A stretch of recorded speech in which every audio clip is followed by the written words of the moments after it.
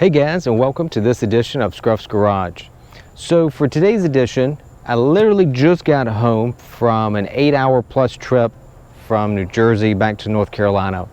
I went on a trip with my dual sport, ran a section of the Trans-New Jersey Trail. What I wanted to show you though is the motorcycle carrier that I used to transport my bike. I did a fair amount of research trying to find one that I felt like would work for me. And I thought I would share just a few tips of what I liked and a few additions I made to this that I think it made it work a little bit better. So as you start looking at hitch mounted motorcycle carriers, they're typically rated 400, 500, or 600 pound capacity. They'll be made either of steel or aluminum. And then if you look, there's also a difference in the ramp length. Some of them are just a little 3-foot ramp. This one is a 6-foot ramp. So this is rated for 600 pounds. It's made of steel with a 6-foot ramp. Now my CRF 250L is rated about 320 pounds wet. Certainly well within the capacity for a 600 pound carrier. But part of my thinking was this is only about half of what the rated weight is. And since I'm going down the interstate for hours on end, it just reduced the risk of failure. I'd heard some of the aluminum ramps, which are typically rated at 400 pounds, deflecting and flexing a little bit. I just wasn't quite comfortable with that, so I felt like the 600 pound one would work better for me. I also specifically wanted the 6-foot long ramp. Since my Jeep is lifted, my hitch height is a little bit higher, and I wanted a little bit easier of a ramp getting this thing on. Now when I load it, I typically start it up and put it in gear, and I walk it up, just kind of feather the clutch. And I have a second person who just holds the back to help steady it, but I could load it by myself if I needed to. And I was just concerned that the 3-foot ramp would be too steep of an angle for loading by myself. A couple of the other details about this one that I liked. Number one, it has the wheel chalk at the front to kind of get this, I don't know how well you can see that, for the back of the tire. This plate kind of pivots, so you roll the tire up and it locks the bike in place. Just helps keep it from shifting while you're driving. Then the other thing I like is that it has 2 separate tie down points. Some of the ones I looked at brought both of your straps back to a single tie down point in the center. My concern with that was that it would be a single point of failure. If that tie down point failed for whatever reason, then you lose both straps on one side of the bike and it either flops forward or back. At least with this, when you have 2 separate tie-down points, if one of these failed, the other would hopefully hold the bike in place until I could get off the highway and do something about it. One of the other things I like about this is that it allows you, based on how you put that crossbar, where that stud comes up, you can either have the ramp mounted to the back, closer to the vehicle like I have it, or you could mount it out there. I chose to put it close to the vehicle just to help bring that weight a little bit closer to the vehicle. That also allowed me to add these trailer lights back here that I wired in to the 4-pin connector. So I have brake lights and turn signals and tail lights, that sort of thing. And so putting that ramp on the inside gave me a space to put the lights. I also like, so they give you a nylon washer plus a metal washer, and then the wing nut, and then this stud is cross drilled for a cotter pin. So that helps reduce any noise, right? So the ramp isn't rattling as you're driving along, and the cotter pin keeps the wing nut from loosening up, so there's no chance of losing the ramp when you're on the highway. One of the other additions I made to it, obviously the lights aren't included. The other addition I added was this grip tape, both to the carrier and to the ramp. And this grip tape was excellent to work with.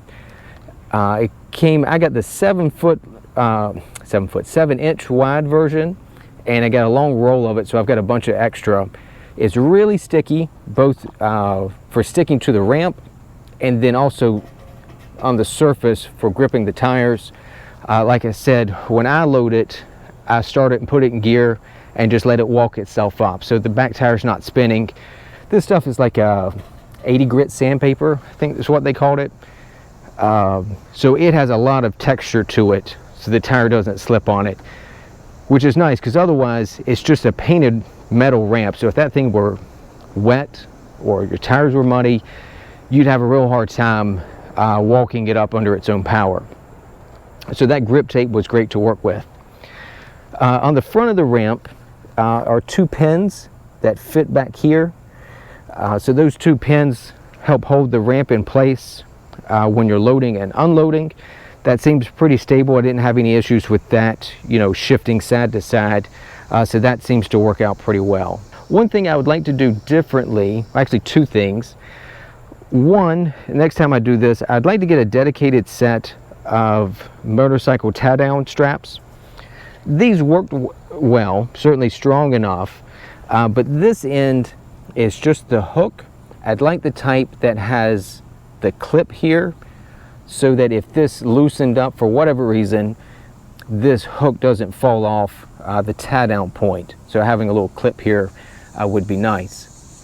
The other thing, I'd like to get the fork support. So if you've seen them, it fits between the tire and the bottom of the fender. And so as you tighten down the straps, it keeps the front forks from compressing too much and takes movement out of the suspension. I actually bought one, but it was a little too long for my bike, or too tall, I guess would be the right word. So I'll be in the market for one of those. If you have any recommendations on a fork support that you've used in the past that you like, throw it down in the episode or the comments, because I'll be in the market for one here shortly. So final assessment on this thing. Overall, it worked really well.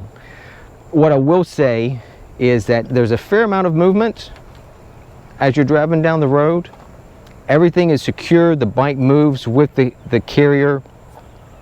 It's just terrifying the first time you look in the rearview mirror and you hit a bump on the highway and you see everything moving. But nothing got loose. Like I said, I just got home from an 8-hour trip, both going up and coming back from New Jersey, and none of the straps got loose, none of the welds broke. Honestly, this thing is completely silent back here. There are no squeaks or rattles, nothing's banging. So if you weren't watching the mirror, you really wouldn't notice it was back here. The other thing that I added, the hitch carrier includes a stabilizer that goes where it goes into your receiver hitch. All the reviews said the one that was included was pretty much junk. So I just spent a few extra bucks and got one of the U-bolt style hitch stabilizers, and that worked really well. I don't think you'd want to carry this thing without a hitch stabilizer. It would just be all over the place. So overall, I'm very happy with it. It is on the heavy side, so moving it around the garage is certainly a consideration, so think about that. I mean, it's roughly 100 pounds, so I can pick it up and put it on the hitch by myself. But if you're someone, maybe back problems or whatever, think about that. The other thing to consider is how much tongue weight your hitch is rated for. That kind of depends on your vehicle. All of this is well within the capacity for my Jeep, but think about that. If you're putting that on this on a smaller SUV, the extra weight of the big, steel, heavy carrier might be a little too much for your vehicle, so think about that. If you have any questions, put those down in the comments below. Certainly I'll answer anything that I can. And as always, I'll put links to everything that I use, the lights, the motorcycle carrier, that sort of thing. I'll put links to all of that down in the episode notes, so if you want to take a look at those yourself, you can do so when you have some time. So as always, I hope you found this helpful. Thanks for tuning in to this edition of Scruff's Garage. I'll see you next time.